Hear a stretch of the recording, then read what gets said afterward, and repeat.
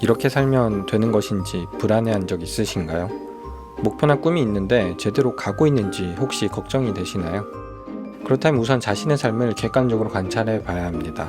성공은커녕 인생을 망치는 나쁜 습관 8가지를 소개합니다. 혹시 당신도 이런 나쁜 습관이 있는지, 그리고 이런 나쁜 습관을 어떻게 벗어날 수 있는지 확인해 보시기 바랍니다. 첫 번째, 남과의 비교. 남과 자신을 비교하는 습관은 모든 것을 망가뜨립니다. 나의 속도대로 달리지 못하게 만들고 자꾸 조급하게 됩니다. 어떤 목표를 달성했다 하더라도 비교를 하는 이상 절대 만족할 수 없습니다. 그만큼 당신의 인생은 항상 불안함으로 가득 차게 될 것입니다. 비교하는 습관에서 벗어나기 위해 가장 먼저 해야 할 것은 매일 아침 또는 저녁으로 감사한 점을 적어보는 것입니다.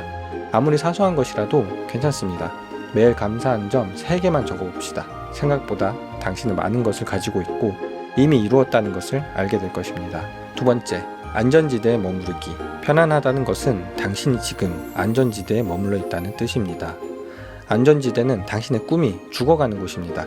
당신의 삶이 안정적이고 편안하지만 어딘지 모르게 불만족스럽고 불안하다면 이제 그 안전지대를 벗어나야 한다는 신호입니다. 안전지대에 머무는 이상 절대 발전할 수 없습니다.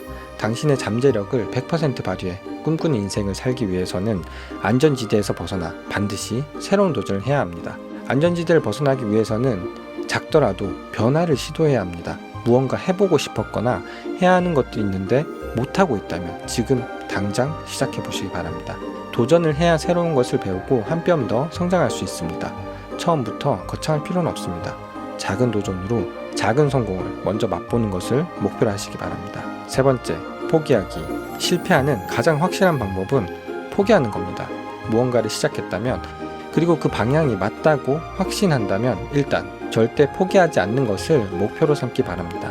100명의 사람이 똑같이 시작했다면 그 중에 80%는 금방 포기합니다.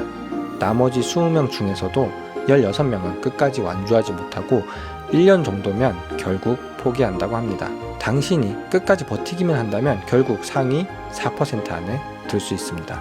그래도 자꾸 포기하는 것 같다면 포기할 수 없는 환경 설정을 해보는 것도 좋습니다. 금연 약속을 하며 주위 친구들에게 100만 원을 걸거나 운동을 꾸준히 하기 위해서 절대 환불되지 않는 고가의 PT를 결제해 보는 거죠. 돈이 아까워서라도 포기하지 않고 나가게 됩니다. 그러다 보면 목표를 달성하게 되고 포기하는 습관도 점점 사라지게 될 것입니다. 네 번째, 산만함. 무언가 하나에 집중할 수 없고 계속 산만한 인생을 산다면 제대로 정신을 차려야 합니다. 하루 중에 잠깐이라도 무엇을 보지도 않고 듣지도 않고 말하지도 않고 가만히 앉아서 생각하는 시간이 혹시 있으신가요? 아마 대부분은 끊임없이 울리는 핸드폰 알람, 유튜브, 그리고 온갖 세상 소음 속에서 살고 있을 겁니다. 자신의 집중력을 계속 방해받는 이상 나에게 진짜로 중요한 일은 제대로 해낼 수 없습니다. 하루 중에 딱 10분만 시간을 만들어서 아무것도 하지 않는 시간을 만들어 보시기 바랍니다. 종이와 펜을 두고 가만히 앉아 머릿속에 드는 생각을 마구 적어보는 것이죠. 딱 10분이면 됩니다. 의외로 생각이 정리되고 무엇을 해야 할지 명확하게 알게 될 것입니다. 다섯 번째, 핸드폰 중독. 아마 이미 당신은 알고 있을 겁니다. 당신도 핸드폰 중독이라는 사실을 말이죠. 집에서는 물론이고 직장이든 거리에서든 버스, 지하철, 길거리 어디서든 사람들은 몇 인치만한 작은 스크린에 얼굴을 파묻고 다닙니다. 만약에 당신도 그렇다면 정말 경각심을 가져야 합니다. 핸드폰은 당신의 생각보다 정말 많은 것을 당신으로부터 빼앗고 있습니다. 핸드폰 중독에서 벗어나기 위해서는 일단 잠자기 전에 침대에 핸드폰을 가져가는 것부터 포기하시기 바랍니다. 알람 시계를 따로 마련을 하고 핸드폰은 침실로 가져가지 않는 것만으로도 수면의 질이 개선되고 다음날 개운하게 일어날 수 있습니다. 또 다른 방법으로는 특정 시간 동안 핸드폰 알람을 모두 끄는 겁니다.